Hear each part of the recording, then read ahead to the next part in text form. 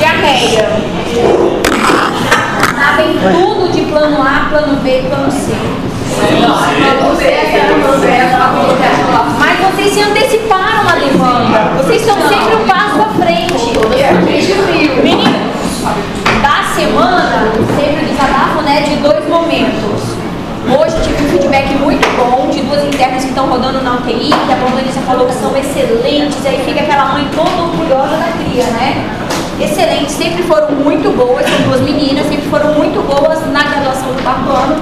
Eles estão em vias de rodar na porta comigo, ainda não rodaram na porta comigo. Porém, ontem, quarta-feira foi ontem no plantão, eu falo que eu vou atrás de vocês com carinho de vocês, né? Porque se formaram que tem um CRM que vão deixar de ser meus filhos.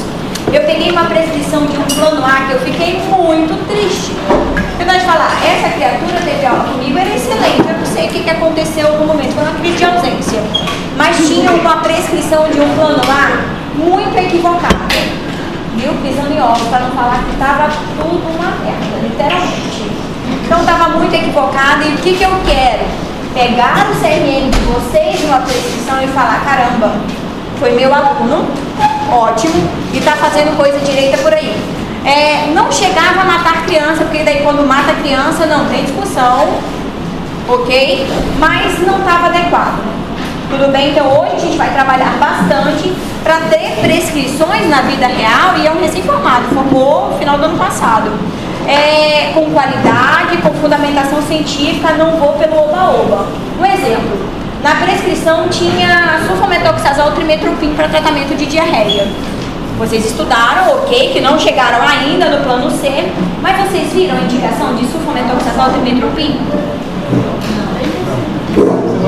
Não, perfeito, teve uma atualização em 2023, mas mesmo o guideline anterior também não tinha sulfametoxazol trimetropin. Então, foram vozes da cabeça do meu serzinho lá, que não são para existir, tudo bem? Então, na vida real, essa prescrição que a gente vai aprender hoje e amanhã vão fazer parte mais breve do que vocês imaginam, certo? No contexto de diarreia aguda, a gente lembra lá principais causas de diarreia aguda. E diarreia aguda, quanto tempo eu estou me referindo? Menor que 14 dias. Dentro desse contexto de diarreia aguda, Jussara, fala para mim quais principais diagnósticos diferenciais. Você sabe. Você sabe. O que pode dar uma diarreia aguda? Eu vou formular melhor a opinião. Você está de frente para a mãe e a mãe chegou lá com uma criança que tem 3 dias de diarreia. Pode dar vômito, pode dar febre. De sintomas perfeitos. E se ela falar, doutora, mas é uma infecção intestinal, mas o que está dando essa infecção intestinal dele? Ou como é que ele pegou? O que está acontecendo com ele? Que bicho é esse? Vírus. Principal diagnóstico ali seria quadros virais. Mas tem um caminho para vírus, nada me impede que eu também tenho um caminho para bactéria de diagnóstico diferencial. E o que mais? Disenteria, quando eu tenho quadro bacteriano. Mas só para pontuar ali, um contexto de diarreia aguda, menor que 14 dias, pontuando os principais agentes infecciosos. Às vezes fica nervoso, eu já falei, né, do professor meu que morria de medo. Às vezes eu sabia a matéria, quando me perguntava, eu espero que não seja a mesma sensação. Eu acho que se ele perguntasse meu nome, eu não ia saber, de tão aterrorizada que eu era com ele. Mais medo dele do que de qualquer outra pessoa até hoje. Incrível, né? Perfeito. E eu fiz gasto por causa da mulher dele. Acho que eu vou levar para terapia. E eu penso isso em diagnósticos diferenciais. Existe toda uma fisiopatologia que vai justificar as alterações que aquela minha criança vai apresentar. Hoje eu respondi um parecer no COS, uma criança que abriu um quadro de diarreia há 2 dias, e a mãe falava, doutora, a barriga dele está muito inchada.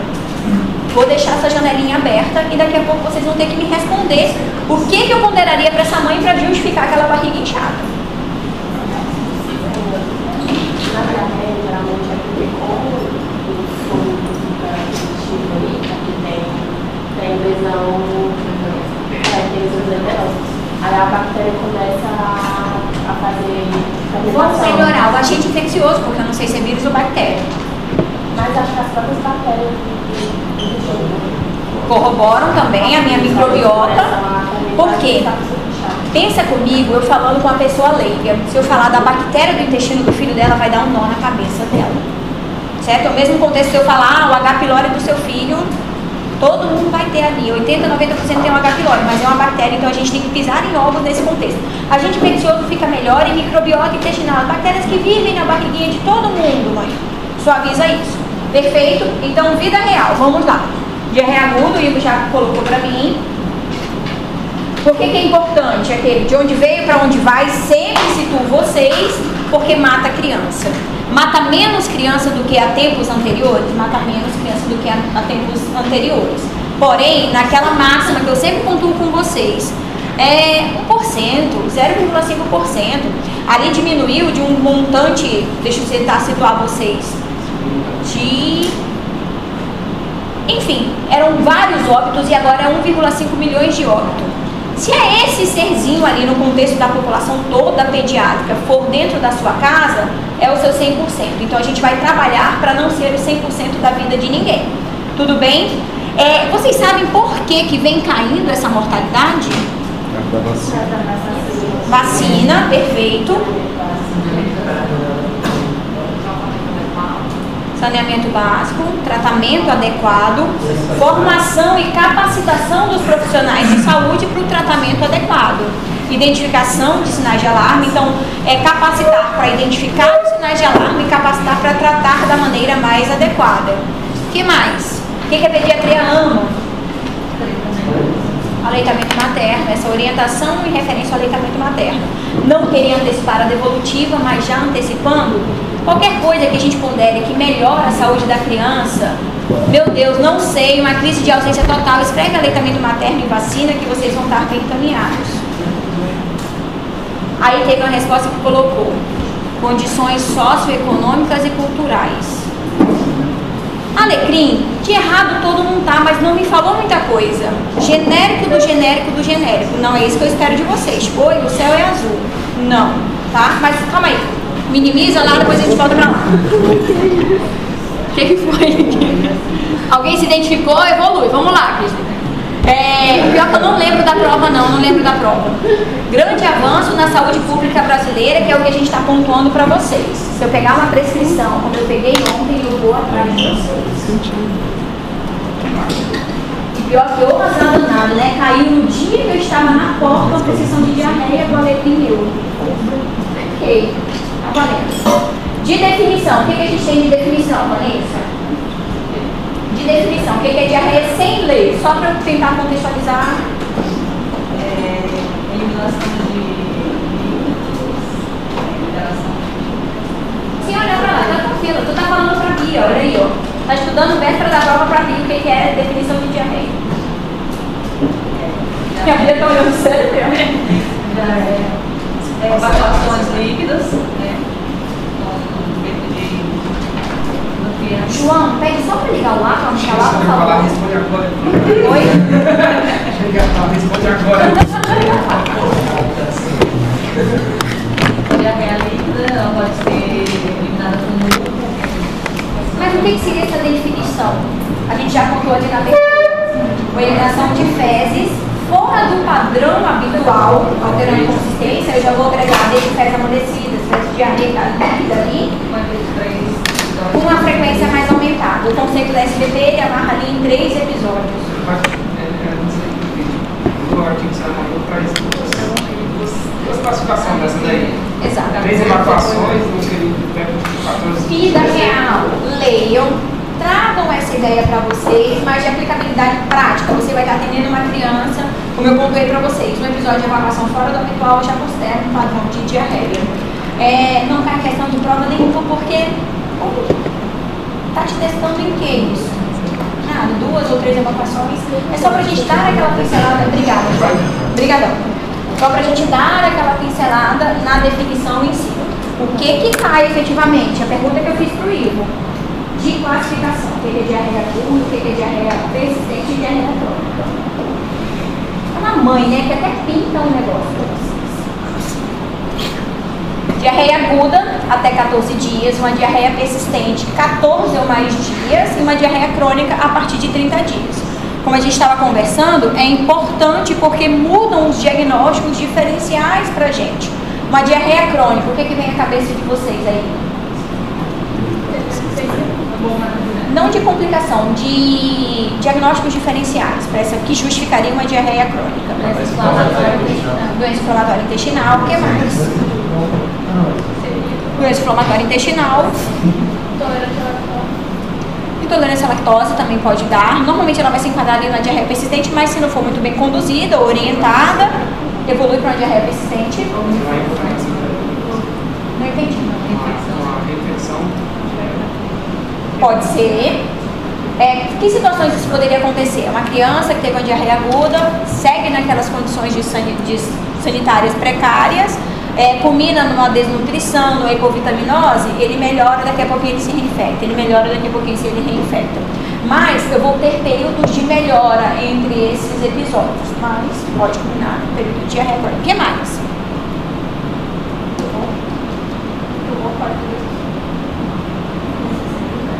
Pode.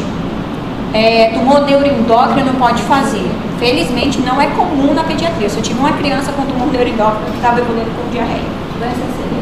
Doença celíaca pode fazer isso também, certo? Nesse contexto de doença celíaca eu posso ter todas as apresentações, eu posso ter criança que varia desde diarreia até de constipação, inclusive crianças assintomáticas. Como é que intolerância agora que colocava passar? Pode. Intolerante ao glúten, intolerante à lactose, como eu estava contando para Mário, quando não bem conduzido, entendeu? Aí direciona para isso. Diarreia persistente, o que a gente tem de diarreia persistente? Aquele que está em cima do muro. De diarreia aguda, o que a gente ponderar? Para ser um agente infeccioso, durando 15 dias, a criança está viva ainda, diminui essa possibilidade de agente infeccioso, né? Então a gente tem que pontuar ali algo que talvez o agente infeccioso poderia ter acarretado ou outros diagnósticos diferenciais. O que tem para vocês de diarreia persistente? Pode gerar. O pulo do gato, tudo que chega crônico passou pelo padrão de persistente. Então todos os diagnósticos diferenciais que a gente colocou para crônico podem estar ali naquele intervalo de diarreia persistente. Parasitose, as intolerâncias em geral podem desencadear. Alergia alimentar pode desencadear, a gente pondera ali quando não bem conduzida, caminhando de persistente para crônico também, tá? Foco na diarreia aguda, o principal diagnóstico de diarreia aguda, de agente infeccioso, de diagnóstico diferencial são causas infecciosas. Dentro das causas infecciosas, qual é o agente? O que a gente tem de equilíbrio? Meu Deus, pensei passando da bioquímica, né? É sempre 14, até 14 diarreia aguda, 15 dias de diarreia persistente, tá? Mas é bem capcioso, isso aí não vai cair em lugar nenhum, porque pode cair, pode ter recurso, entendeu? Meninos, fatores de barreira. Eu tenho fatores de barreira? Tenho. Se eu tenho uma criança que tem uma deficiência, muito obrigada, uma deficiência de IgA, eu vou ter um quadro de diarreia para essa criança, eu vou ter quadros respiratórios muito mais comuns, porque querendo ou não é a imunoglobulina que fica ali da minha mucosa, protegendo, é uma das primeiras barreiras de proteção para esses meus agentes agressores, né, os meus agentes invasores. Assim como a própria permeabilidade intestinal, com o status imunológico geral dessa minha criança. Culmina desde as enzimas, enzima salivar, enzima gástrica e todo esse processo. Se eu tomo um omeprazol muito tempo, eu fico mais suscetível a quadros infecciosos? Por quê? Diminui o meu... Então, aquela acidez que a gente fica ali mordendo e assoprando, eu preciso dela, mas eu preciso dela num ponto de equilíbrio. Só pra gente pensar que eu tenho vários fatores que podem interferir nessa segurança e nessa proteção. O que vocês viram, Lavínia, de padrão de diarreia osmótica? O que seria essa diarreia osmótica? Ou outros diagnósticos como diarreia secretória e diarreia invasiva? O que seria essa diarreia osmótica?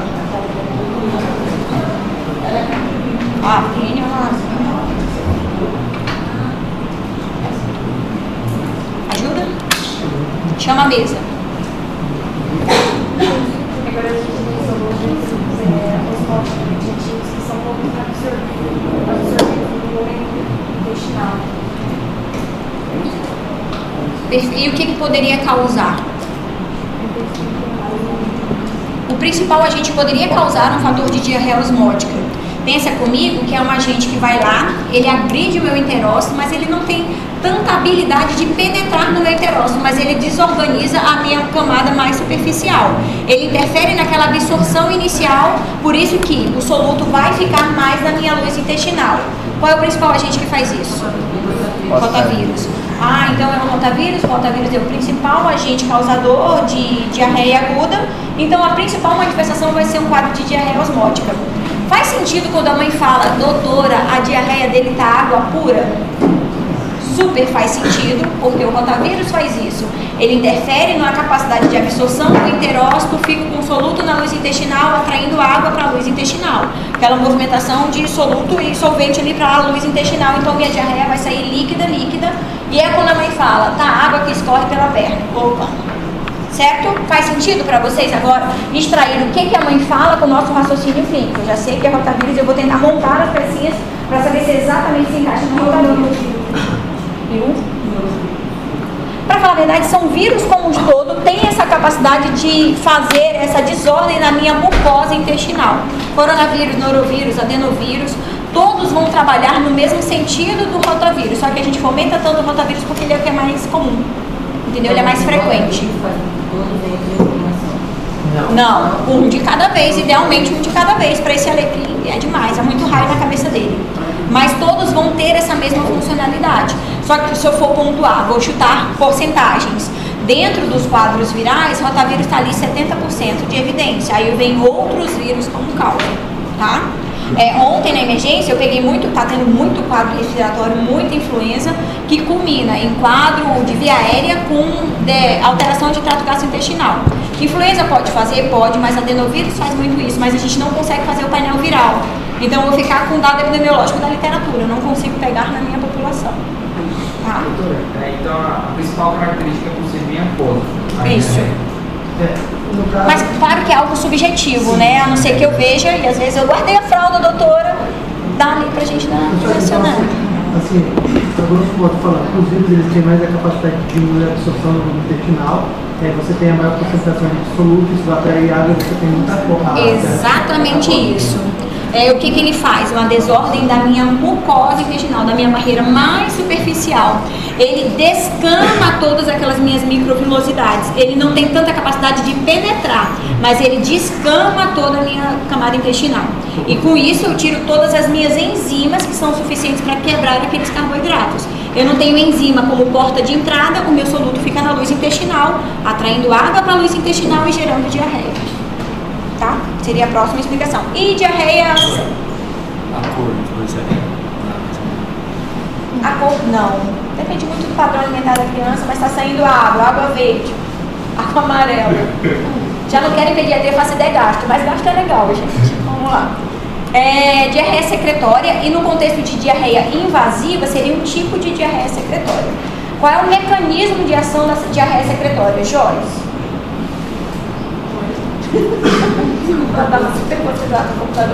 Qual é um dos tipos de diarreia secretória? Como é que eu posso explicar para a mãe que clinicamente como é que seria essa clínica? Se eu estou pontuando essa diarreia invasiva, automaticamente tem um agente infeccioso que está invadindo a minha mucosa. Se ele está invadindo, para ele penetrar, ele vai sangrar.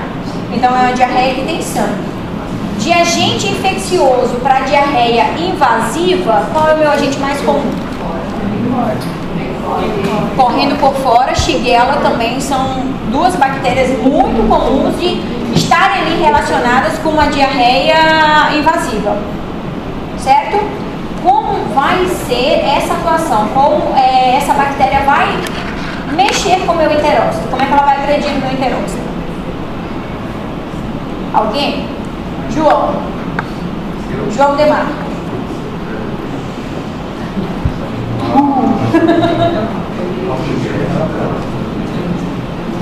Eu acho que eu esqueci o seu sobrenome. Pode Gomes. Gomes, tá. Eu?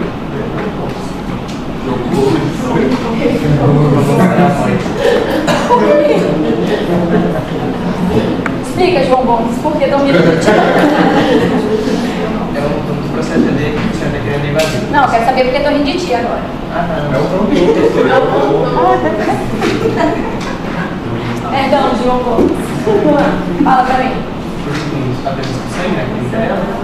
Tem alguns motivos. Tem a secretora de toxina, que a gente vai poder dar hipótese de toxina, que ela está toxina dela, que ela tem degradação da mucosa, não tem gás, intestinal, na hora que ela vai se aderir. E essa lesão persistente, ela causa esse sangramento de sangue. Tem também o processo de agregação dessa bactéria na parede mucosa, que gera também essa deterioração daquela deterioração celular, toda aquela estrutura. Tanto mecânico, quanto e por que ela é secretória? Ela secreta. Perfeito, perdão, pode continuar. Porque ela secreta, perfeito, mas por que ela secreta então? Para que ela possa aderir na estrutura, não sei se ela se aderir no parênteses correto dela de forma a... Alguém sabe? Eu entendo, você sabe, eu sei que você sabe. Alguém sabe menos nervoso? Gente, vou falar que na sala de aula eu não falava nada. Eu era muda. Eu me surpreendo por gostar de dar aula, porque eu era muda. Na clínica fala assim, Joana, grava um vídeo no Instagram explicando tal coisa. Nunca. Pode procurar, tem um vídeo meu, eu não consigo. Vou melhorar isso. Mais um ponto para terapia. Certeza. Fala, Jussara.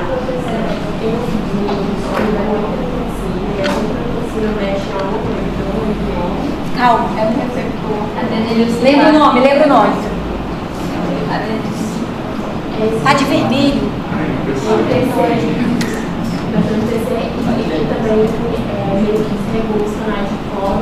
Exatamente isso.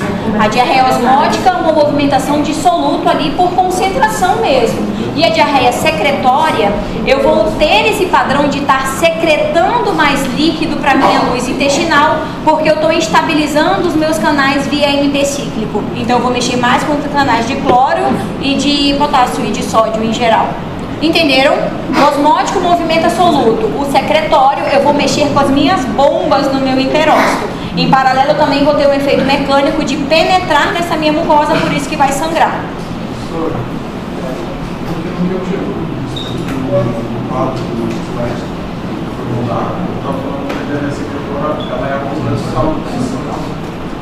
Diarreia invasiva é um tipo de diarreia secretória. Não é sempre que vai ter sangue, mas é um dos padrões. Por exemplo, a Shigella penetra e estabiliza os meus canais de FMC. Tá? A diarreia osmótica, só a exemplificação. Tá lá a minha velocidade linda, bonitinha, azul. Vem meu agente infeccioso, começa a deixar a minha barreira toda descamada.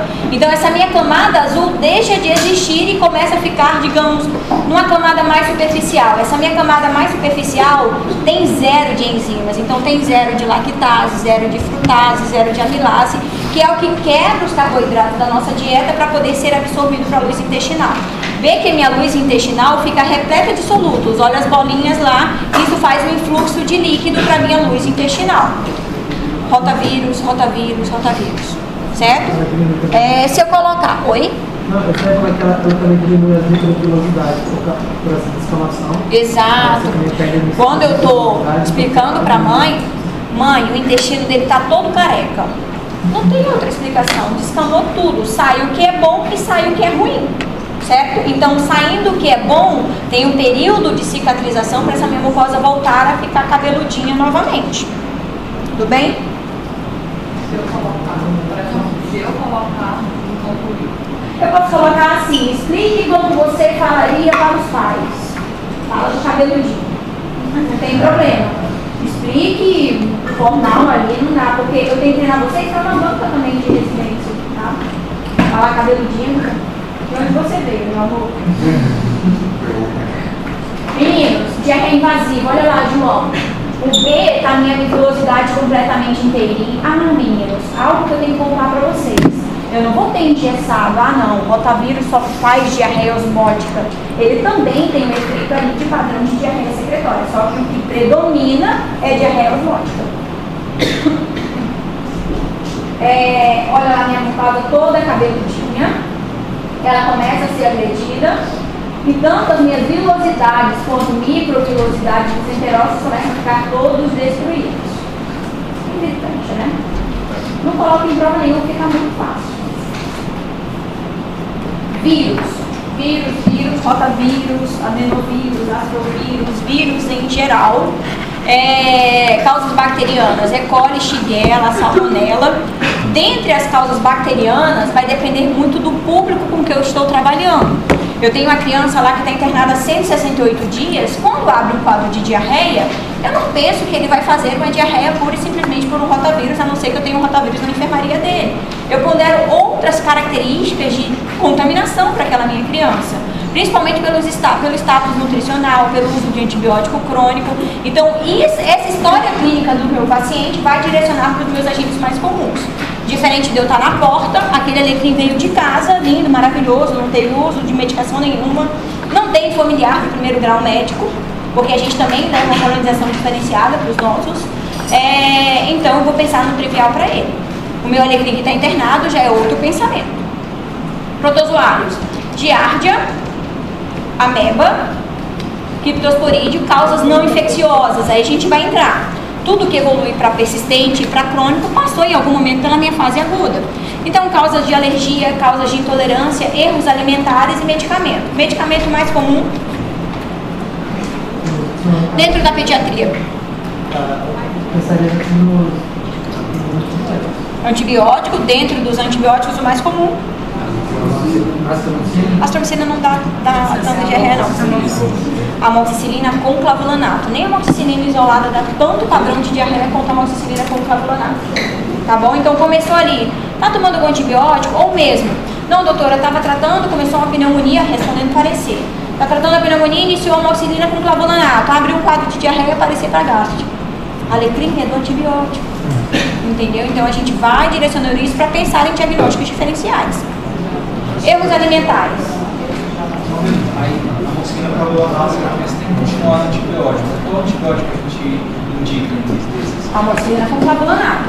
Eu vou mandar um artigo para vocês que eu tenho probióticos para utilizar em paralelo com o uso de alguns antibióticos, para justamente atenuar esse efeito colateral do uso do antibiótico. Tá bom? É o que eu vou continuar prescrevendo e eu vou ali mordendo e assoprando com a minha flora intestinal. Tá?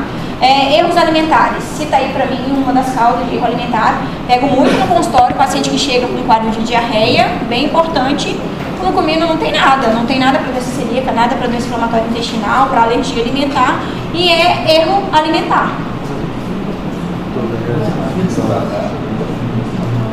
Muita fibra? O excesso. A gente tem uma quantidade em excesso, você diminui a absorção. Pode ser, não é comum assim ter um serzinho saudável pra caramba aqui. Mas o que é comum também? Intolerância. A culpa é do leite. A culpa é do leite. A culpa não é do leite, desmistifiquem isso. A culpa vai ser, óbvio que eu tenho as minhas exceções, quando a pessoa tem alergia e tem intolerância propriamente dita. Mas a culpa é do excesso de determinados alimentos, mesmo eles sendo saudáveis. Quando a pessoa come muita fruta, eu não vou ter frutase suficiente para quebrar aquele carboidrato para absorver. O excesso do carboidrato vai seguir na luz intestinal, proporcionando um fator de diarreia osmótica. Por mais que não seja um agente infeccioso ali agredindo a minha mucosa, é um excesso de carboidrato que vai gerar essa mobilidade ali por osmose para a luz intestinal. Certo? Então, leite, mingau. O que eu atendi hoje tomava, doutor, eu trouxe até o mingau dele, eu trouxe um mucilon, leite zero lactose. E como é que a senhora prepara? Aquela finge demência para poder pegar a informação. Eu coloco o mucilon e eu coloco também um pouco de Todd. Eu quero. Não vento vencido também. Vencido, claro, o padrão ali. Mas esse alecrim pode ter diarreia? Pode. A culpa é do leite? A culpa é do conjunto de erro alimentar que gira em torno disso. Certo? Flávio,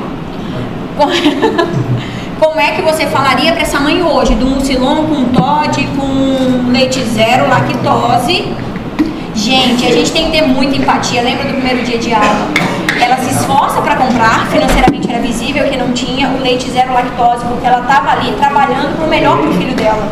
E assim, talvez seja falta de informação que ela não conseguiu ver que o conjunto da obra do mucilon e do Todd era o grande problema, não era o leite zero lactose que ela precisava. Eu ia perguntar pra minha mãe quantas vezes ela estava dando, quantidade, para tentar regular isso. Tanto diminuir, já que está sendo, digamos, um gatilho, né, para ele, para ter essa guerra. Tá, como é que você faria? Ela tá dando de manhã, às vezes eu dou de tarde quando ele não almoça direito e à noite para dormir. Qual a idade? Ah, ele toma a mamadeira toda. Não, a idade. Ah, 2 e 8. Aí ele toma depois do almoço e antes de dormir, né? Ele toma de manhã, no café da manhã. No café da manhã. No lanche da tarde, normalmente ela dá porque às vezes ele não almoça direito. Daí pra não ficar com fome, ela dá no lanchinho da tarde. E depois do jantarzinho pra dormir, porque ele só dorme depois do mingau. Não pode substituir a alimentação. Fala pra mim, Clara. Fala pra mim, Clara. Eu sou uma mãe que tá lá com o filho dela. E assim, meninas, só trazendo pra realidade. Trabalhando a empatia, ela tá lá, ela tá dando esse alimento pro filho dela há 2 anos e 8 meses. Muitas vezes foi no pediatra 1, 2 vezes na vida inteira dessa criança. E é uma dieta que ela já tá acostumada a dar pra ele, que ela julga tá correto. Aí tu vem do além e tu tem que ir com calma, ali não chega com o pé no peito da mulher, não. Olha, mãe. Tá nascendo pediatra, fala, João. O que tem no mingau? Tem. Ah, tá. Qual o volume? Você precisa saber quanto que ela tá dando ali de mingau. Ah, doutor, é uma mamadeira. Gabi, minha pediatra, a gente tem que saber qual é o tamanho da mamadeira, porque eu tenho mamadeira de 50, de 100, de 140, de 330. Sabe o que a professora do a mãe tinha muitos ainda, tipo, mingau em casa, porque como ela tinha comprado muito, né? E aí a filha até falou, nossa mãe, mas a gente vai jogar fora? Aí a professora falou, não, você ainda vai continuar, mas vai diminuir, né, aos poucos, porque como isso é só farinha, aí explicou pra a mãe que era só farinha, então a gente vai começar a dar uma introdução alimentar corretamente da criança, só que vai diminuir o tanto de mingau. Se tipo era 2, 3 mamadeiras, vai ser só tipo 1 ao dia. Perfeito. E aos poucos são várias estratégias. Não vai comprar muito. Normalmente, por exemplo, leite fermentado, suco de caixinha, eu falo, vai acabar os que tem em casa e a mamãe não vai comprar mais. E a mamãe não vai comprar, não é porque a mamãe é ruim, não, porque a sua médica tá mandando. Aí joga pra ti mesmo, porque tu vai virar voodoo na vida desse ser. Mas é porque evita um pouco o atrito que tem. Olha, a sua médica mandou não comprar mais. Professor, entendeu? E também a questão de não substituir as alimentações, os horários. Não substituir da as mamadeira refeições. em vez do jantar. Como estratégia, é uma mamadeira, a gente tem que comprar, na verdade, corretamente. Uma mamadeira pra mãe e uma mamadeira pra gente 330. Se ele toma 3 mamadeiras, ele toma 1 litro de leite por dia, fora os acréscimos ali de massa. Estratégias, eu posso diminuir a quantidade de mamadeiras por dia para 2, para 1, ou como eu pondero, vou colocando menos, se coloca 2 colheres de mucilon, você vai colocar 1, daqui 5 dias vai colocar meia, e vai diminuir o volume. Se era 330, tu vai diminuir para 200, tu vai diminuir para 150 e vai retirando gradualmente. Mas enfatizando, amarra um prazo para essa mãe, porque se a gente não tiver um prazo, eu me coloco no lugar de mãe e a gente não funciona. Fala, mãe, daqui 1 semana vai ter que diminuir obrigatoriamente uma mamadeira. Daqui 15 dias vai diminuir outra mamadeira e a gente vai moldando essa estratégia. Quando voltar no retorno, ele tem que estar no máximo com 400 ml de leite por dia. Se organiza, se eu vou dar 200 de manhã e 200 à noite de leite puro. Ah, doutora, então, ela me respondendo hoje, então eu posso tirar um mucilon? Meu Deus, é leiga de tudo, né? Pode, a gente vai tirar um mucilon, aproveitar a internação para tirar um mucilon. Até pelo paladar, né? A criança vai preferir o leite. Mudando o paladar, sem dúvida. Tira por mim, não vou nem colocar pela gente, tira por mim. Fato. Tem alguma coisa alguma opção que a gente pode dar para a mãe da criança para substituir isso? O quê? Todd ou pode? Todd também não pode, gente. Nem Todd, nem Nescau. Nem Nesquik, nem nada. Eu bato ou com a fruta ou com aveia, porque a aveia não tem açúcar. A menina que ela fez também lá, que ela ensinou a mãe, Quando a mendiga lá sobrou, estava sobrando, né? Bater a fruta. Bater a fruta. Ela diminuir a dosagem e misturar. Tipo, qual é a fruta? Porque às vezes a criança sente falta da consistência ali. Às vezes você pega a mamadeira, não tem um furinho, tem um furão para poder passar o espesso que é aquela forma. Mas enfim, voltando. Esses erros podem culminar num quadro de diarreia que a gente pega no ambulatório, fica fosforilando tanto em cima de causas infecciosas e de outros padrões de doença. Se eu não faço um recordatório alimentar, eu não vou encontrar o que é trivial, que é o padrão alimentar dessa minha criança. Tudo bem? Vamos lá. Medicamento alimentar, intolerância. De intolerância a gente já viu a diferença, né? Transmissão. Se a gente não tiver isso claro e não orientar também, vai ser igual o paciente do nosso caso. Todo mundo em casa vai pegar. Quando eu estou coletando a história, eu sempre questiono se tem mais alguém em casa, algum contactante próximo na escola, com um quadro semelhante, porque daí já me agrega fatores epidemiológicos ali. Então, transmissão indireta, transmissão direta, pode pegar de animal? Pode, né? As manifestações. Vou até mudar. Vinícius.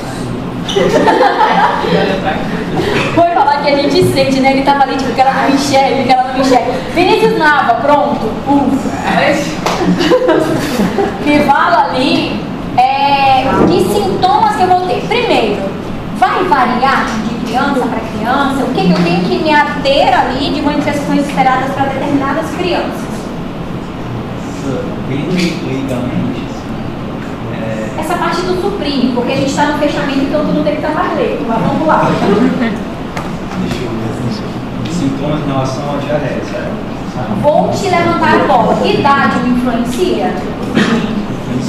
Idade me influencia. Eu tenho extremos de gravidade de criança mais novinha, que tende a ter fatores de gravidade maior. Eu tenho um status imunológico um pouco mais sensível, mais vulnerável do que crianças mais velhas que já estão calejadas, já tiveram outros episódios diarreicos prévios que foram suficientes para desencadear a resposta imunológica ali. Então, idade, o que mais? Que vai ser paciente dependente.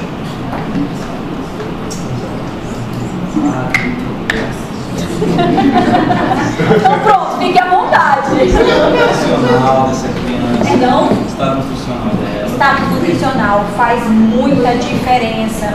É diferente eu pegar uma criança rígida, bem nutrida, que tem enterócito, tem vitamina, tem tudo ali patente, daquela criança que é desnutrida, que tem uma diarreia mês sim, mês outro também. Entendeu? Então o status imunológico dessa criança e o fator nutricional que interfere bastante. O que mais? Vocês estão vendo a aula do Clécio, não é? A área da nutrição, as condições delas. Menos ambiente. São das ambientais, assim, como ela veio, porque dependendo da área que ela mora, ela vai ter mais facilidade de estar dentro da transmissão direta, transmissão direta também. Mas só tem um tratamento, né? Gente, assim como a amamentação, vacina influencia, essa questão social também influencia. Naquele contexto de que essa criança é filha única ou essa criança tem mais um irmão. É diferente daquele contexto que a criança é a quinta de uma sequência de escadinha que fica tarde na casa da avó que tem mais 8. Entendeu? Então esse fator ali social também influencia bastante em paralelo com isso. E de sintomas, agora tá fácil. Vai, Vinícius. É pouco também, não é? Bom, Vinícius, bom, João, além da própria diarreia, o paciente pode apresentar, a depender do caso, do patógeno vômitos, da gravidade pode apresentar também febre, ou apresentar uma diarreia com presença de sangue também. Rapaz, o time aqui é muito bom. Se elas pudessem falar com o olho, elas estariam falando. Vai. Acho que mais isso, né? Eu não sei se para depender da idade pode variar a consistência da diarreia. De idade não, mas isso é importante também a gente saber. A gente pega no ambulatório, mãe que dá naquela consulta ali de 7 dias, 15 dias, fala, doutora, tá com diarreia. Como é que tá o cocô? Aí é válido a gente ver a foto ou ver a própria fralda. A dieta dele é só líquido. Como é que ele vai sair cocô formado do meu serzinho? Então vai sair uma dieta ali mais pastosa. Como é que a gente vai tatear para diagnosticar uma diarreia nesse bebê que só faz os de seio materno? Não é para estar absorvendo na fralda. Se está absorvendo na fralda, me chama atenção. Ela, para ela ser mais grumosinha, vá tapar. certo? Não entendi. Já tá absorvendo aqui. Vou. Mas quando a criança era só uma mama, seja de qualquer Quando jeito, ela só mama no peito, a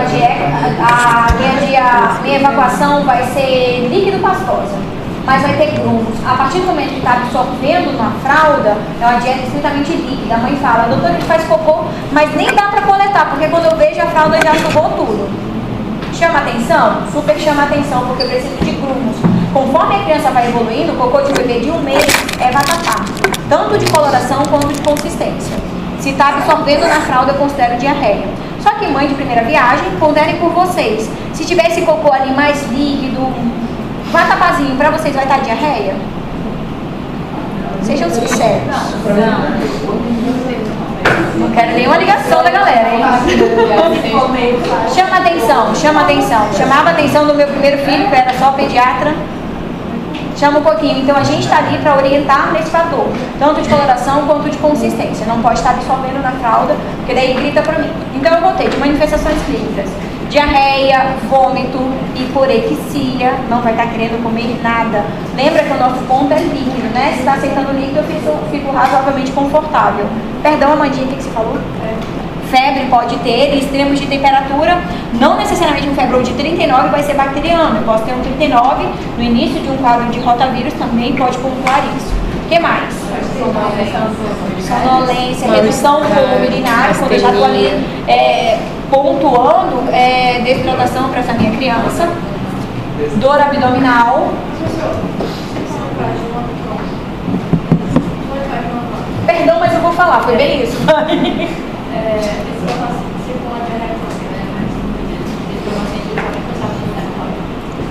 Apresentar? Pode. Pode sim, fissura, hemorroida, uma dermatite muito significativa também pode apresentar. Porque querendo ou não, a pele ali, por mais que a mãe troque com muita frequência, não faça lenço umedecido, lave, ela não está preparada para tanta acidez que sai das fezes em si. Entendeu? Pode. Tem bumbum que a gente pega ali de bebê, de alergia alimentar, que é carne viva, assim, sabe? Caramba.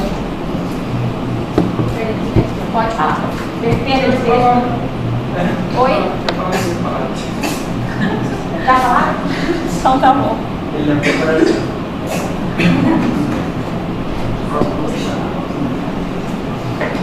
Dá dor abdominal?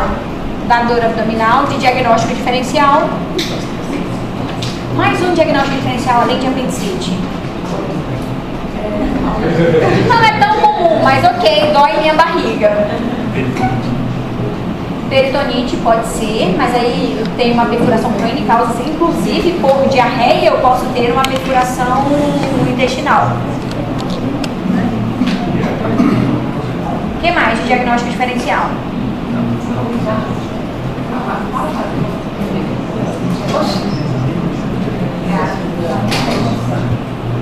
Gente, diverticulite não é tão comum dentro da pediatria, graças a Deus, é mais nesse de velho.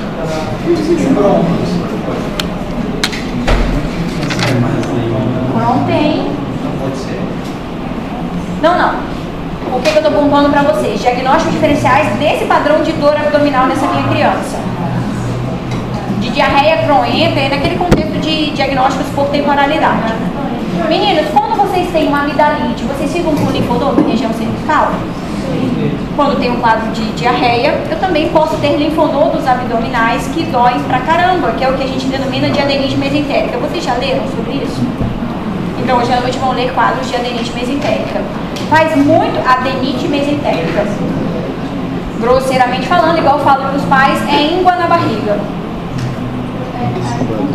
Adenite mesentérica. Então, vou ver como diagnósticos diferenciais desses quadros de dor abdominal, e é um diagnóstico diferencial muito próximo de apendicite. Muitas vezes a gente indica ali, cirurgia avalia, não, vamos fazer uma apendicectomia, quando vê não era apendicite, era um quadro de adenite mesentérica. E anda muito pareado ali para justificar dor abdominal, e bem dor abdominal significativa, tá? Mas isso não daria para quem está com infecção? Infecção do trato intestinal? O quê? Essas atividades? Me pergunta de novo para ver se eu entendo.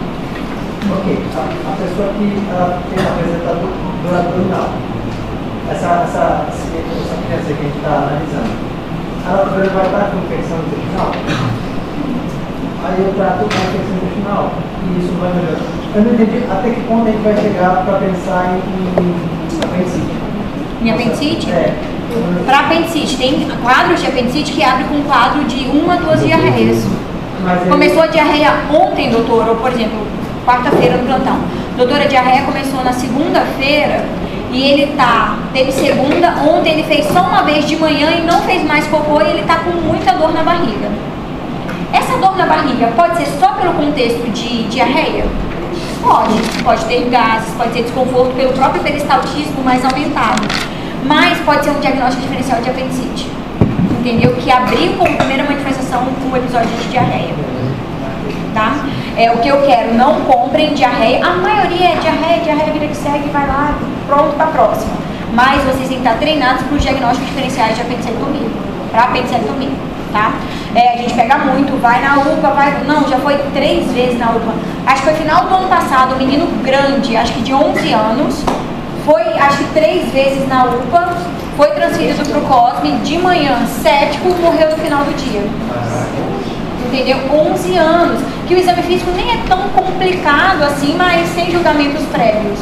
E evoluiu com várias receitas de diarreia, que era um apendicite que perfurou, certo?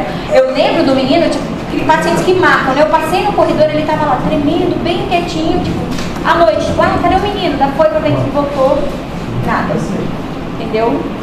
Chegou a voltar para a UTI, mas faleceu na UTI. Meninos, complicações. Mais algo para trabalhar na terapia, a gente tem que evoluir isso, porque não vai ser o primeiro, infelizmente, não vai ser o último paciente que eu vou perder assim, de ter esse contato, de visualizar.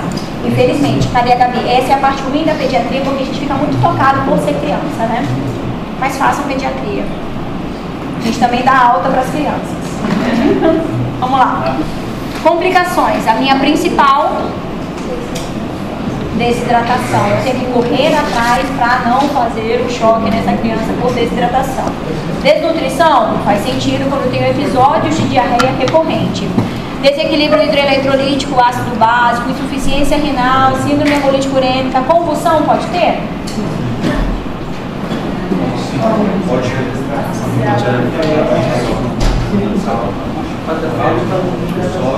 Pode ter pela desidratação, pode ter pelo distúrbio hidroeletrolítico. Por hipoglicemia, perfeito. Perfuração intestinal e peritonite, pode ter?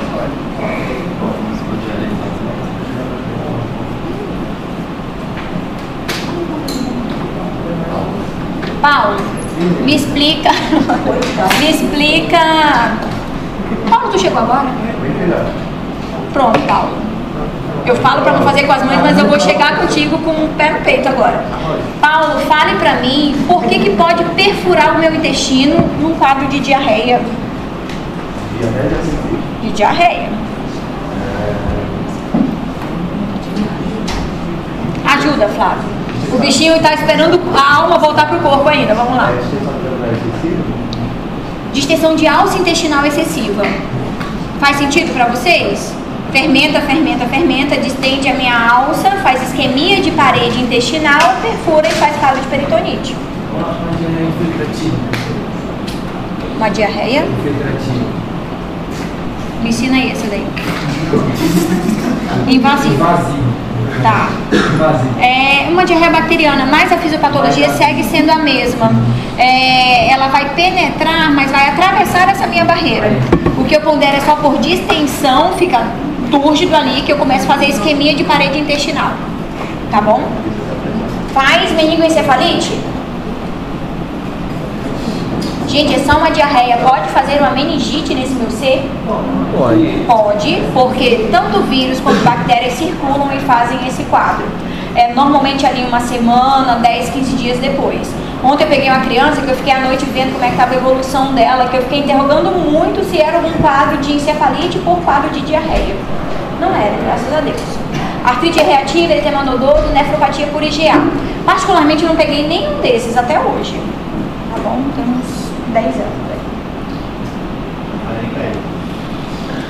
Não. Porque na vida real, não quero treinar vocês especialmente para isso. Tá? O que é? Não, se eu pegar no COSME, mas eu vou avisar vocês se eu pegar. Diagnóstico, é clínico. Tem necessidade de exame complementar? Depende de algumas particularidades inerentes à apresentação clínica daquele meu paciente e o histórico prévio do meu paciente. Porém, vamos encarar que os exames complementares são exceção, tá? A maioria, o diagnóstico é clínico. No COSME a gente atende 60. Se eu pedir 60 exames, fecha o COSME, a morte é mais suave. Mesmo porque vai mudar a minha conduta para aqueles quadros, eu vou continuar pontuando o mesmo agente infeccioso, eu vou continuar tendo avaliação clínica para critérios de gravidade e seguir com o mesmo plano A. Tudo bem? É Vitor. São 2 nomes o seu nome. E o segundo? Patrick. Eu estava lançando a nota, Patrick, aí eu... Badel. Não, Badel, né? Badel, tá. Manuel. Foi mal. Gente, são exceções. O que eu tenho que me ater? Quais são essas exceções? Um bebê muito novinho, eu vou colher exames complementares? Sim. Depende do caso. Muito novinho é tão genérico, né? Quando é um muito novinho, menor que 2 meses me chama atenção, porque esse ser vai estar em aleitamento materno, ou em uso de fórmula infantil. Tem crianças que chegam do sítio que dão uso de leite de vaca, esse ser me chama atenção, porque eu não sei qual foi a qualidade ali. Mesmo em uso de fórmula, eu não sei qual foi a qualidade da água, o modo de preparo, de armazenamento em si. Mas menor que 2 meses, quando a gente pondera lactente jovem, tem necessidade. 2 meses é um divisor de águas ali para a gente pontuar exames complementares e pontuar para internação, tá? Lactente jovem, desnutrido grave faz sentido. Imunodeprimido, patologias crônicas, entra o universo das subespecialidades, tanto hepatopatia crônica quanto endocrinopatia como diabetes, tá? E outros, nefropatia, se a Tainá tivesse aqui, ela já sabia para ela. Surtos em creches e hospitais. Se teve um surto na enfermaria H, precisa ser investigado? Por quê?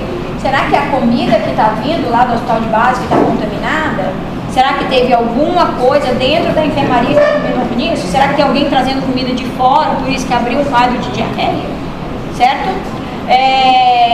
Isolaram o agente infeccioso para instituições de terapia específica. Então, isolou a enfermaria, volta e meia isola no COSME e isola rotavírus. Tem que entrar com proteção lá dentro para não transmitir aquele agente para as demais crianças das outras enfermarias. Ou quando eu tenho um risco generalizado do quadro. Crianças que chegam com um padrão de gravidade muito exacerbado, eu tenho que pontuar ali. Tanto isolar o meu agente infeccioso, quanto ver como é que está o status daquela minha criança. No que se refere a distúrbio hidroeletrolítico, a insuficiência pré-renal, eu tenho que dar uma olhada geral para essa minha criança. Fala para mim, Joyce. De novo, Joyce, foi... Vamos lá. O que você pediria, olhando para mim? Igual eu falo pro João, olhando para a mamãe. O que você pediria de exame de sangue e por quê? Essa minha criança. Eu sou boazinha.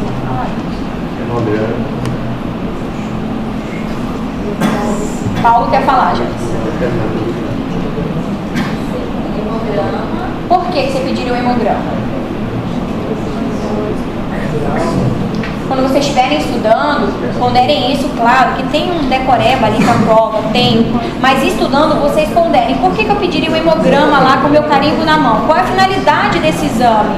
Eu quero ver se eu tenho uma leucocitose mais pronunciada e se eu tenho um diferencial que me direciona para quadro bacteriano. Então, se eu tiver um leuco de 20 mil às custas de segmentado, um quadro bacteriano está gritando mais ali para mim. Outra finalidade do meu hemograma, se essa criança tiver uma hemoglobina de 8, de 7, me chama atenção, certo? Tanto para anemia prévia quanto para consumo imediato para um quadro de sepse. Então o hemograma vai ter essa finalidade também, né? Só lá, marcar, não vai lá para um hemograma. Eosinofilia também me ajuda bastante. A gente pega eosinofilia lá, tem uns extremos. Eosinofilia de 48 foi o máximo que eu peguei no COSME. Sabe? Eu não sei se eu contei pra vocês o que a mãe fazia. A criança era muito constipada, acho que ela tinha uns 2 anos, muito constipada, e a mãe, desde muito bebê, pegava sebo de galinha e fazia supositório via retal com sebo de galinha. 48% de eosinófilo. Então ela pega aqui o protozoário da galinha e eu vou colocar direto via retal. Não entrei em detalhes. Tá, como supositório. Ela morava num sítio e era a forma com que ela tinha para desimpactar a criança. 48% de eosinófilo. Quando eu encontrei a criança, fazia muito tempo que eu não a via, nem reconheci, foi a mãe que me reconheceu. Acho que agora ela tem uns 4 anos, eu tratei ela quando ela tinha 1 ano. E ela chegou, tia, obrigada por salvar meu furico. Tia, obrigada por salvar meu furico. Ela tinha 1 ano anteriorizado. Ah, eu lembrei dela, meu Deus. Ela tinha 1 ano anteriorizado e a criança chegou comigo com 1 ano e ninguém tinha visto o ânus da criança. E era muito anteriorizada. Ela tinha a prega no local diferente do orifício anal. Então, tipo, tia, obrigada por salvar o meu furico. De certa forma, salvou o furico dela, tá tudo bem. Mas muito, muito bonitinha. Viu? Faz parte. É legal a pediatria. Ok, o hemograma que a Joyce pediu. O que mais você quer pedir, Joyce? Começa com sangue primeiro, só pra gente organizar o raciocínio. De sangue, o que mais você pediria? A cabeça da Joyce estava, caramba, eu estava lendo fezes primeiro, ela pergunta de sangue. Mas vamos trabalhar lá no sangue. Olhar o pH. Então, uma gasometria? Uma gasometria faz parte? Eu preciso de uma gasometria arterial? Só se você quiser treinar, porque nesse alecrim ela não tem nenhum distúrbio respiratório, então uma gasometria venosa é suficiente, tá? Então eu vou pegar uma gasometria venosa para avaliar o quê? pH, distúrbio ácido baixo, para saber se eu tenho necessidade de repor, porque querendo ou não, eu vou ter lá aquele fluxo de cloro, de bicarbonato que está saindo ali pelo meu padrão de evacuação, inclusive pelos meus vômitos. Então eu pedi um hemograma, pedi uma gasometria, o que mais eu vou pedir? Glicemia, meu alecrim não está comendo. Eletrólitos, eu estou perdendo tudo ali, sódio, potássio, está tudo desregulado. E a criança pode parar? Pode, ela pode fazer uma hiponatremia se é suficiente para ela parar. Então hemograma, gasometria, eletrólitos.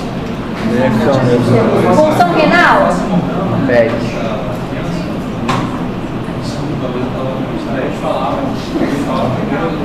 Vamos lá, meninas. Hemograma não, perdão, hemocultura. Faz hemocultura. Faz sim, perfeito.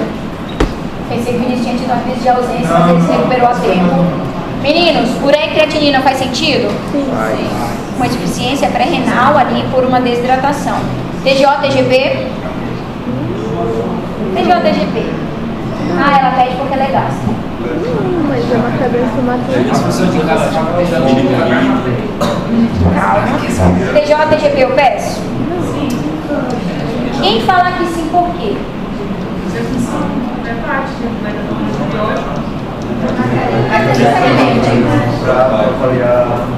Gente, hepatite A dá diarreia? E hepatite A faz hepatite. Então eu tenho transaminases elevadas. Então faz sentido eu pedir TGO e TGP. O contexto geral de estar tomando outros medicamentos também me influencia, mas minha finalidade inicial é TGO e TGP para ver se tem algum quadro de hepatite concomitante ali. O que mais que eu vou pedir? Vou pedir coagulograma. Se tiver Só se eu tiver lesão hepática, eu ainda não sei. Então eu começo com o trivial. Não peço coagulograma. Só se tiver quadro de... Só se chegar essa minha criança... Não, ainda não. Chegar a minha criança ictérica com quadro de diarreia. Entende nesse contexto? Ictérica com quadro de diarreia, clinicamente já me tendenciona um quadro de hepatite. Aí sim eu tenho que ver essa minha função hepática. Só para não pedir exames sem necessidade. Aí entraria o coagulograma. O que mais que eu pediria? Bilirrubina? Não. A hemocultura. Fezes agora. Ai, tá lá, né? Fezes, o que eu pediria? E por quê? Vai, Eduardo.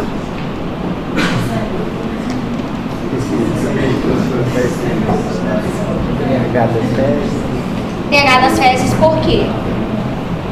Tu chutou alto, eu começaria com a coprocultura. Mas faz parte também. Mas vamos tentar formar o nosso raciocínio. A coprocultura faz parte? Se eu estou pontuando um agente bacteriano, por mais como qualquer cultura que demore para sair o resultado, em algum momento ela sai e vai auxiliar a gente. E não pediria uma coprocultura. Dentro dos diagnósticos diferenciais, pondero agentes virais, agentes bacterianos, a coprocultura vai me auxiliar, e parasitas também vão me auxiliar. Então pensa ali para eu tentar isolar esse agente. Agentes virais, pesquisa de rotavírus, agentes bacterianos, coprocultura, e pesquisa de parasitas, EPF. Fez sentido para vocês agora os exames que eu vou pedir? Eu tenho que tentar isolar esse agente. Pensando nos meus diagnósticos diferenciais, eu vou ter esses 3 direcionamentos, esses 3 tiros para me determinar ali. Posso pedir o pH fecal que o Eduardo quer pedir? Eu posso pedir tudo. O problema é eu interpretar depois. Esse é o meu grande ponto. E assim, não onerar o serviço, às vezes eu estou no SUS, ok, ou não onerar o familiar. Você está no consultório particular e você vai pedir um monte de exames que a mãe fala, doutora, deu R$1.200 os exames que a senhora pediu. Tu vai ficar confortável? Se for extremamente necessário, tudo que eu pedi é aquilo, é o que tem para hoje, não vou ficar com peso na consciência. Porém, se eu pedir exame sem necessidade, tu vai ficar assim, com um pezinho na consciência. Então aí, Eduardo, por quê? Pesquisa aí rapidão. Por que tu está pedindo pH? Se te ajuda, eu pediria. Então, porque tu que tem que me responder, Paulo. Por que você acha que eu pediria? A flora intestinal dá uma coisa e depois dá outra, né? A flora muda. Mas o que o pH vai te responder com isso? Normalmente é nas fezes? Não, é nas fezes. Gente, se eu tenho bem para fisiopatologia justificativa do pH, eu peço leucócitos nas fezes, eu também peço, porque se tem algum quadro infeccioso, eu vou ter muco saindo nas fezes, eu vou ter pus saindo nas fezes. Então, nesse contexto ali de outros exames adicionais, além desses 3, peço leucócito nas fezes e peço pH fecal. Se eu tenho um excesso de carboidrato na minha luz intestinal, a minha flora bacteriana habitual, a minha microbiota vai fermentar e vai tornar aquele meio ali mais ácido. Então o meu pH fecal vai tender a ser mais ácido. Por isso que quando eu tenho muita diarreia, doutora, o bumbum dele está todo queimado. Por causa da acidez inerente das fezes. Se eu peço um pH fecal e vem mais ácido, fala a favor desse padrão de diarreia mais osmótica, porque eu tenho mais carboidrato sendo fermentado na minha luz intestinal e o meu cocô sai mais ácido. Acompanharam? Pela fermentação do carboidrato que não consegue ser absorvido na minha luz intestinal. Essa fermentação gera um cocô mais ácido e culmina no pH mais ácido nas fezes. Clinicamente, o bebê vai estar todo assado. Foi, Paulo? Bem característico de osmótica. Foi? Foi. Paulo, por que eu peço pH nas fezes? Tu acabou de falar que foi. Eduardo. Para ver se as fezes não estão ácidas e o bebê vai dar com assaduras aí. E é mais digestivo. De rotavírus, perfeito. Já foi. Cumpriu sua função, Eduardo. Tratamento, meninos. Acabou a aula, hein? Acabou a aula, professor.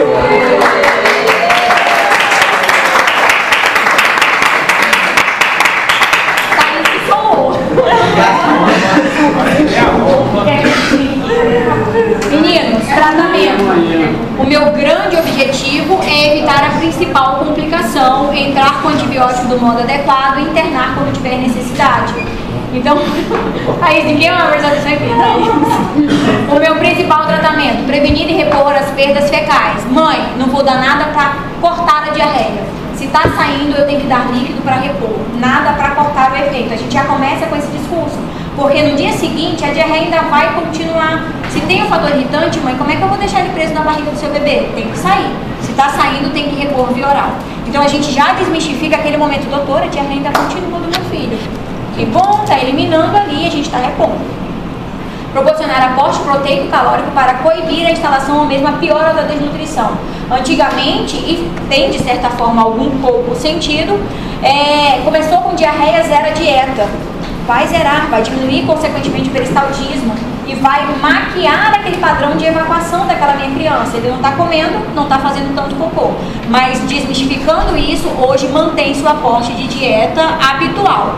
Com exceção do plano B, em que eu vou tirar a dieta com ressalvas para seio materno. Isso cai muito em prova de residência, tá bom? Aguardar a evolução, terapia de reidratação oral e alimentação mais precoce possível. Vai ser baseado pela minha história clínica e pelo meu exame físico. João, 3 anos, 14 quilos, deu entrada na emergência sob queixa de diarreia. Há 3 dias, eu preciso desse tempo porque me fomenta um raciocínio diagnóstico pontuando diarreia aguda. Sem muco ou sangue, ponderando diagnósticos diferenciais. Já fico ali, opa, é uma diarreia aguda, a maioria é rotavírus, não tem sangue ou muco seguro no meu rotavírus. Associada a vômitos há 2 dias, hoje 2 episódios. Os vômitos fazem parte da evolução da maioria dos quadros de diarreia. E nesse contexto eu me questiono para ver justamente o grau de hidratação dessa minha criança.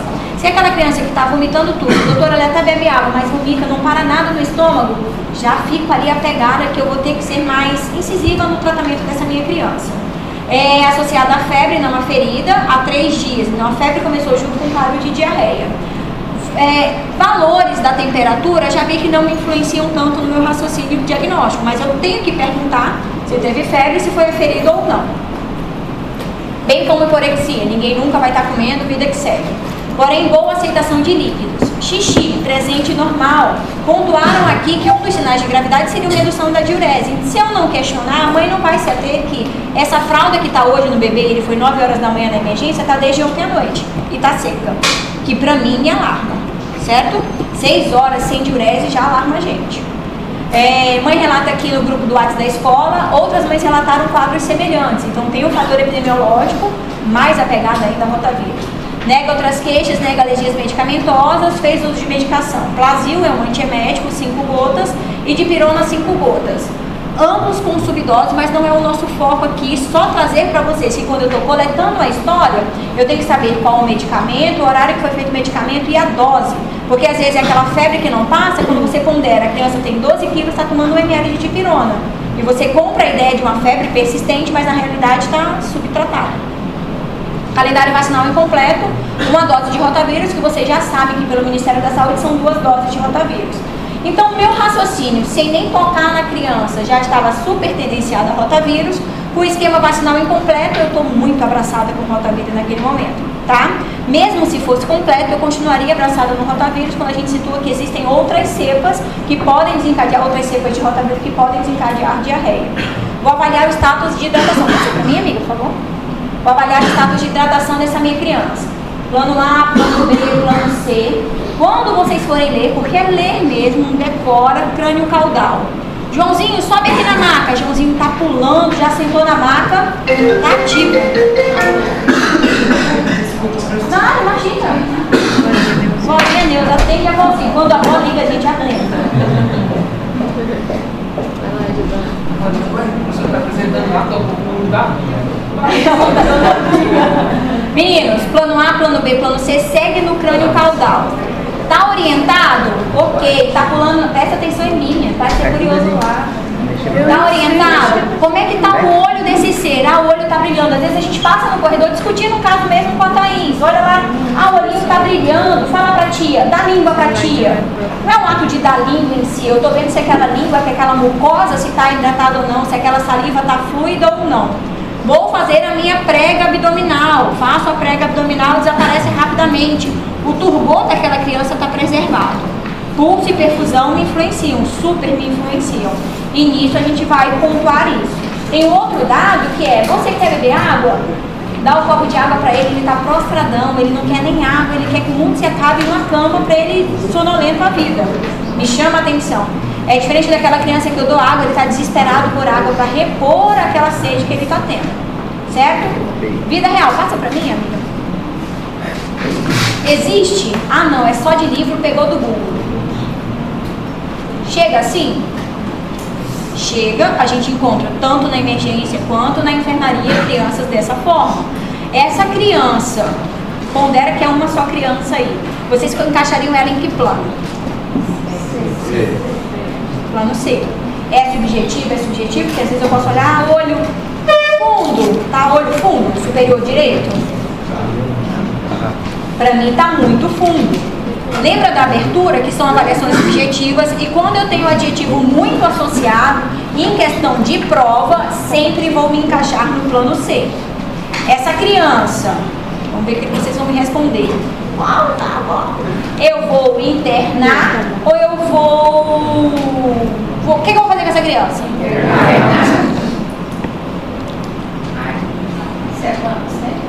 Aí então vai entrar esse na VNA, você não interna. Plano C. Essa criança aqui, o que eu vou fazer para ela? Internar ou dar alta? Internar. Lembra da abertura que eu situei vocês do hiato, do limbo da observação? Esse ser eu vou deixar em observação e vou fazer o plano C, porque essa criança pode, depois do plano C adequado, melhorar, evoluir, desescalonando para o plano B, um soro vioral, e o plano A ir para casa. É situar vocês que não é uma obrigatoriedade internar essa criança que chega desidratada, porque eu pondero o plano C. Ela vai ficar na observação. Lembraram que eu falei na abertura? Sim. Lembraram, né? É o limbo. Eu vou deixar na observação e aí sim eu vou trabalhar os meus planos para essa minha criança. Eu estou na UPA, recebo essa minha criança, vou transferir automaticamente para o COSME? Não, tu vai intervir, porque existem grandes chances dela ter alta a partir dali, com o plano C corretamente conduzido. Tudo bem? Passa, amiga. Assim, acho que eu também não vi na aula, mas... Pode dar sinceridade. Mas eu acho que eu senti sua falta mesmo. Aí, cara, a gente fala que ele não entende. Mas porque pra mim, assim, entender ele não faz diferença, não faz diferença. Então a gente muda o termo. Eu vou deixar na observação, vou aplicar o plano C durante o período de observação. Aí seria mais ou menos o quê? De 4 horas? Aí, de hoje para amanhã, tu vai ler o plano C e vai me responder amanhã quanto tempo dura o plano C. Pronto. Mas aí não sei, então, quando a criança fica internada, fica de minha observação na unidade, ela não melhora? Na emergência, plano A de ambulatório vai para casa. Plano B, plano C, eu vou intervir no momento ali na emergência. O meu plano B, eu vou intervir na emergência, vem cá, Joãozinho, toma o soro pela boca. Ou vai na marra, passa a sonda e dá o soro para ele. O plano C, fala, Joãozinho, tá meia boca, deixa eu colocar logo na veia para poder expandir. Joãozinho fez 2, 3 resgates ali, 3 fases de hidratação do plano C, e Joãozinho acordou para a vida, pediu, passou o suco, ele quer tomar, passou o biscoito de maisena do Cosme, ele quer comer, ele melhorou. Então, desescalando para o plano B, ele começou a fazer xixi, diminuiu os episódios de vômito, desescalando para o plano A, ele vai para casa. Ele eu não entendo. E a imensa maioria eu faço esses processos de intervenção do plano B e plano C a nível de observação e hospitalar, e ele se escalona e vai embora para casa. Existem outras situações em que eu hidrato aquela minha criança, mas ele está com hiporexia extremamente significativa. Não está aceitando líquido, dá o suco, ele chega lá, toma 2 dedinhos. Esse ser eu vou internar. Porque apesar dele estar ali no fundo do poço, chegou, eu hidratei, ele está bonito agora, se eu liberar ele para casa, ele não vai manter a oferta hídrica via o suficiente para mantê-lo hidratado. Porque pondera que a diarreia vai continuar. Se ele está perdendo, ele tem que repor. Se ele não está querendo repor via oral, ele vai voltar a desidratar. Professora, essa sua foi, Gabi? Essa do observar, a gente vai fazer o 3 resgate. Quantos resgates eu faço para ver que não melhorou 3 meses? Ou não tem uma... Deixa pro plano C, porque amanhã eu vou situar vocês vida real, como a gente aplica, né? Taizinha 20 ml por quilo, e o que a SBT preconiza, que não é o usual. Mas, só para adiantar, são 3. 2, meia boca, a gente já condena a transferência. Mas amanhã a gente vai conversar melhor sobre isso. Meninos, plano A, vai para casa, lindo, maravilhoso, ele não está desidratado, mas eu tenho que trabalhar e orientar adequadamente para que em casa ele não desidrate. Então, se ele teve um vômito em casa, vem cá e toma soro. Se ele teve uma diarreia em casa, vem cá e toma soro. Então, o grande ponto do meu tratamento é soro de reidratação oral, que a gente vai pontuar de acordo com a idade da minha criança, de 50 a 100, menor que 1 ano, de 1 a 10 anos, de 100 a 200, maior que 10 anos, toma lá o balde, que é o que a gente vai preconizar, certo? Soro de reidratação oral. O que é importante também no plano A?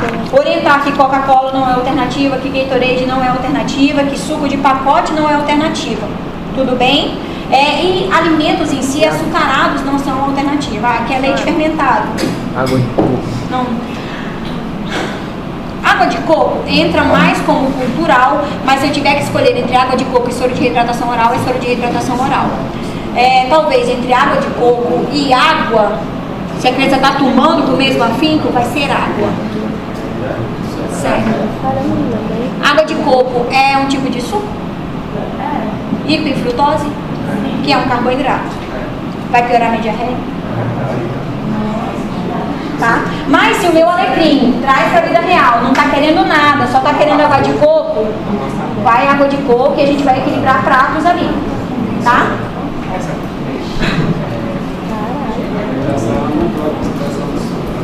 Não entendi. A nova legislação que saiu teve alteração da concentração do suco. Só que o Brasil não se adequou a isso, mas vai cobrar. Vou cobrar do Ministério da Saúde. Tudo vai ser pelo Ministério da Saúde, tá, meninos? Pode passar, amiga, por favor. Aí eu tenho concentrações adequadas de sódio e de potássio. Eu tenho soro de reidratação que já são prontos, que tem concentrações variáveis, tem alguns que já tem zinco embutidos nele, tá? Vida real, sorinho de pacote. Oi? É válido, mas eu vou falar que o soro de pacote é disponível em todas as unidades. Lá no Cosme tem a rodo, então não é uma limitação. É só em qualquer unidade básica de saúde a gente fornece ali, não tem maiores ressalvas. Vou lá no sítio, aí sim a gente dá uma moderada em soro caseiro. Pode ir, amigo. Líquidos inadequados, refrigerantes, líquidos açucarados, chá e sucos comercializados, que são os industrializados, né, e café. Eu vou suplementar zinco? Sim. Por que eu vou suplementar zinco? Cicatrização da mucosa dele. É um ponto para cicatrização de mucosa e tem uma estimulação imunológica também ali de membrana do meu trato gastrointestinal. Então, normalmente eu oriento, mãe, quando está muito assado, não passa pomadinha de zinco? Agora você vai dar zinco para ajudar a cicatrizar essa mucosa intestinal. Tá preconizado pelo Ministério da Saúde. Orientar a higiene. O meu alecrim já está contaminado, mas o irmão não. Então, você tem que orientar essa forma de transmissão para evitar que daqui 2 dias tenha um outro paciente para você. Manter a alimentação habitual, com ressalva. Se o meu alecrim come salsicha com miojo, não é o momento de eu tratar grandes seletividades alimentares, mas corrigir erros grosseiros, isso aí é importante. Enfatizar os sinais de alarme. Tão importante quanto a minha prescrição do plano A, que tem que ter soro de reidratação, tem que ter zinco, e tem que ter medicamento para dor, medicamento para febre e antiemético, o probiótico a gente já vai entrar no detalhe do meu 5º componente, eu tenho que orientar os sinais de alarme. Fala para mim, Paulo, os sinais de alarme. Digo, mãe, olha aqui, ele tá lindo, maravilhoso hoje, não lê não, fala olhando pra mim. Mas vai pra casa e você tem que orientar. Por quê? Porque é uma verdade pra gente, como profissional de saúde, não necessariamente vai ser pros pais. Perfeito. Que não melhore com o uso do antiemético. Piora da diarreia no sentido de maior quantidade, porque a diarreia vai persistir. E uma piora no que se refere a sangue e muco, porque daí muda o meu raciocínio para o agente infeccioso, muda a minha prescrição.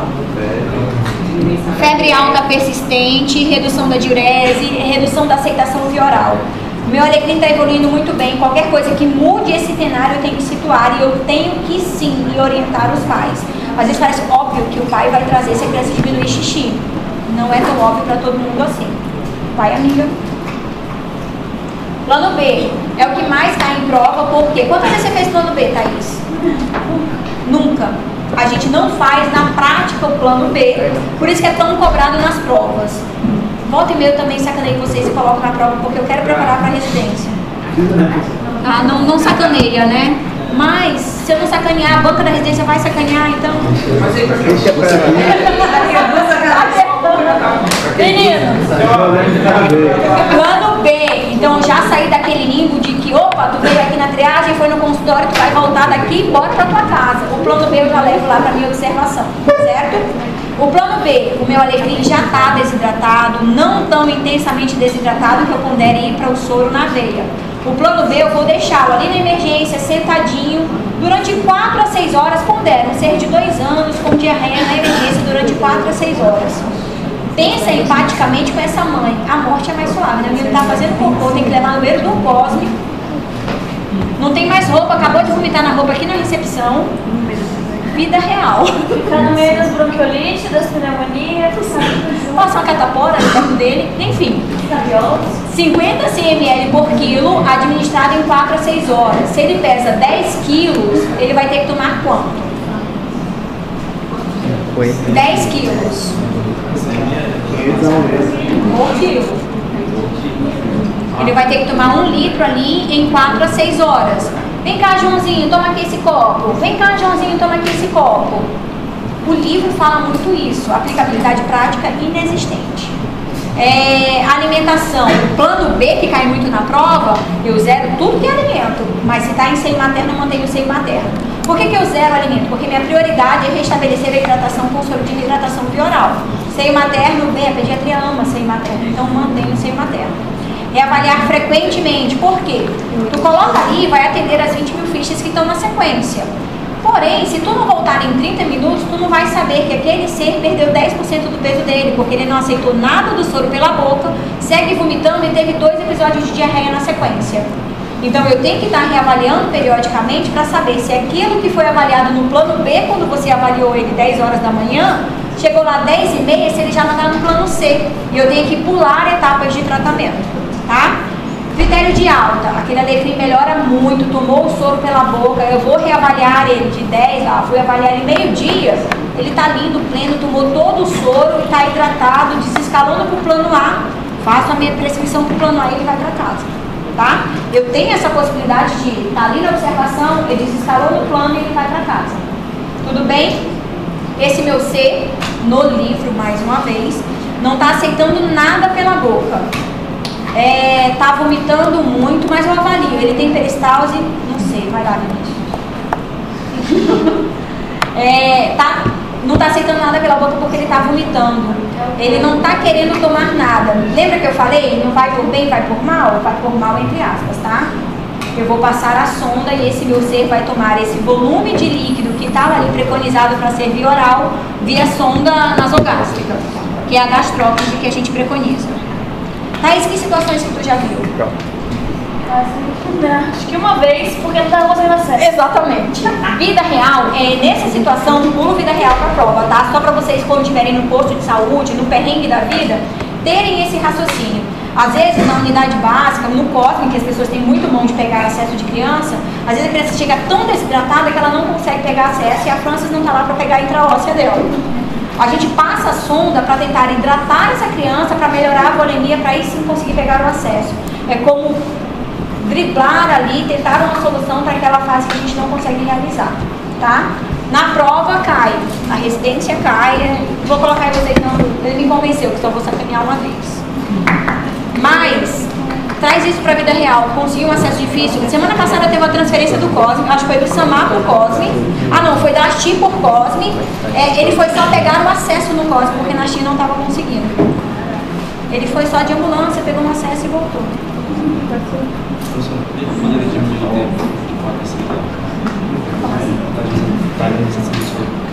Porque é muito volume já criança de uma vez só. Aí ele vomita, aí nem que trata, traz muito desconforto gasto. Vai, amiga. Plano C. Nosso foco do plano C vai ser para o fechamento de vocês amanhã. Em paralelo, na minha receita do plano A, que é o que vocês, diante de um quadro de diarreia, é o que vocês vão fazer na maioria dos quadros. Vai ter o soro de reidratação oral? Vai ter, e eu quero o volume de vocês. Vai ter zinco? Vai ter, eu quero a justificativa do zinco, talvez a dosagem do zinco também. Probiótico. Ninguém contou o tratamento com probiótico?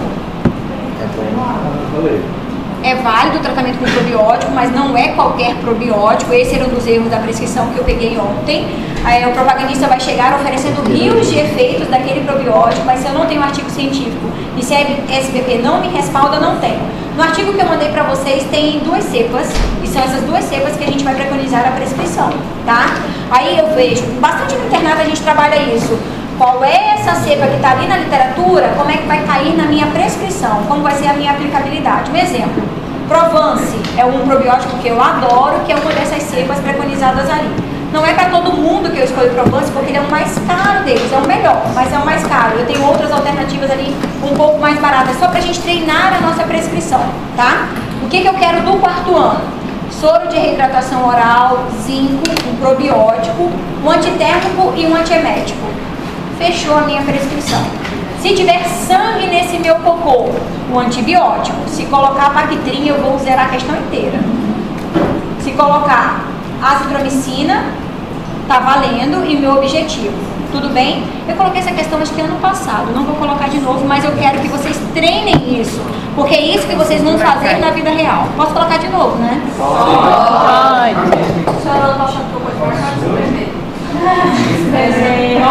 Descrever, ainda coloquei pra vocês carimbarem no final. Ficou bonitinha, mas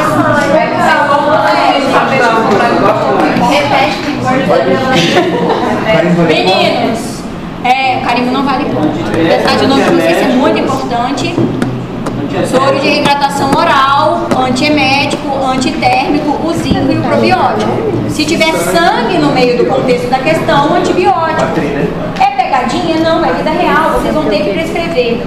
Antiparasitário, quando eu pondero parasita em contextos de febre, queda do estado geral, parasitose não faz isso. Então, meu primeiro raciocínio diante de uma diarreia com sangue é bactéria, tá?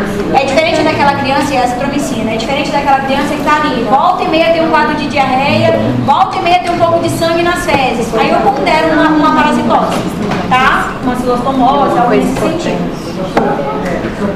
Eu esqueci. Amanhã tem uma coisa muito importante. A reposição? Nossa, ela já bem pensada. No caso, a gente faz Muito importante. Eu tô só animal, né? Muito importante. A gente só faz muito importante. Sábado, vamos no sábado. A gente só faz isso depois de 5 horas da manhã. Não, porque se eu for, não vai parar nunca. Não quero um exagero, né? Mas qual é o contexto que eu coloco o probiótico? Leiam no artigo aí. Quando eu coloco o probiótico, eu reduzo o tempo de diarreia até 24 horas. Ainda não é amarrado, se eu pegar lá o manual do Ministério da Saúde, não tem probiótico como algo obrigatório. Mas o DSPP faz uso de probiótico justamente por esse raciocínio de diminuir 24 horas no período de diarreia. Traz pra você, nem pondere tanto pro seu filho. Se você tiver um dia menos de diarreia, não vai estar melhor? Não, tá ótimo. Mas é porque eu pensei que você ia perder com a diarreia e também pela... Mas é assim... E também pelo antibiótico. Eu vou estar repondo. Eu vou estar repondo. E vou estar antecipando essa melhora.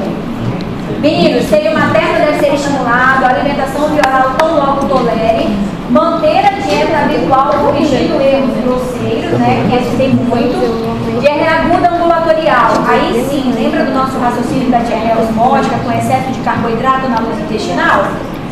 Eu coloco um leite com ou sem lactose para esse ser. O ideal seria sem, mas aí leva para nosso público lá do COSP.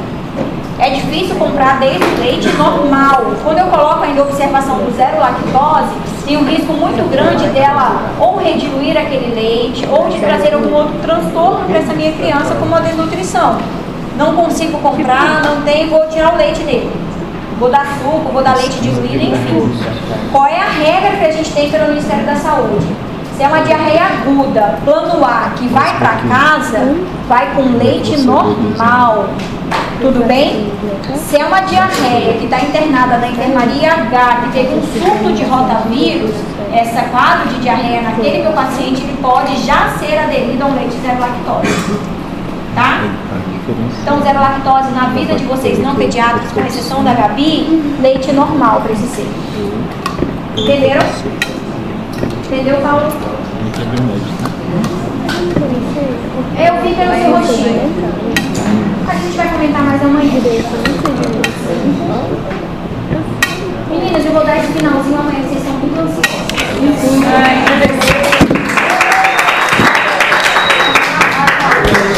Bora! Meninos, vão entregar, somem Diga, amiga. Será que eu tenho dinheiro pra ir no Brownie Bros mesmo? R$10 pra ir no Brownie Bros. Ei, vocês viram aquele